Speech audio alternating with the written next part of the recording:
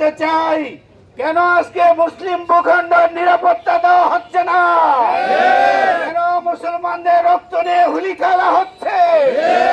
আজকে ফিলিস্তিনি এবং গাজা আজকে ধ্বংসস্তূপে পরিণত হয়েছে।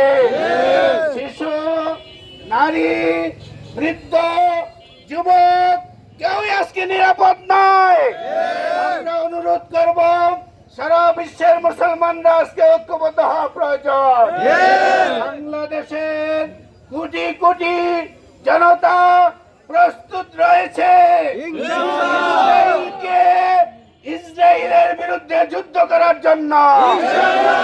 আমরা একটা জিনিস দিয়ে প্রতিবাদ করব, আমরা ইসরায়েলি পণ্য বর্জন করব।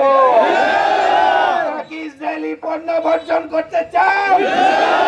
ইনশাআল্লাহ এখন থেকে আমরা অনুরোধ করব, বাংলাদেশের প্রতিটি মানুষ যাতে ইসরায়েলি পণ্য বর্জন করে। তাদেরকে অর্থনৈতিকভাবে দুর্বল করতে হবে। এই জন্য তাদেরকে যারা মদত দিচ্ছে, সেই আমেরিকা, সেই রাশিয়া, তাদেরকে আমরা হুঁশিয়ার করে দিতে চাই, আপনারা আর মুসলমানদের জীবন নিয়ে হুলি খেলবেন না। আমরা প্রতিবাদী হয়েছি, এদেশের লক্ষ কোটি যুবক তৈরি রয়েছে ফিলিস্তিনে গিয়ে ফিলিস্তিনির গাজার পক্ষে যুদ্ধ করার জন্য।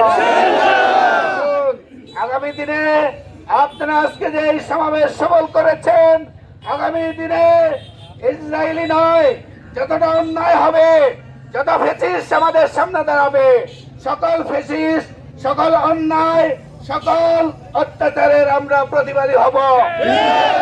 দেখে আপনাদের সবাইকে ধন্যবাদ জানিয়ে আমি আমার বক্তব্য শেষ করছি। খুদা হাফেজ। বাংলাদেশ জিন্দাবাদ। জামাত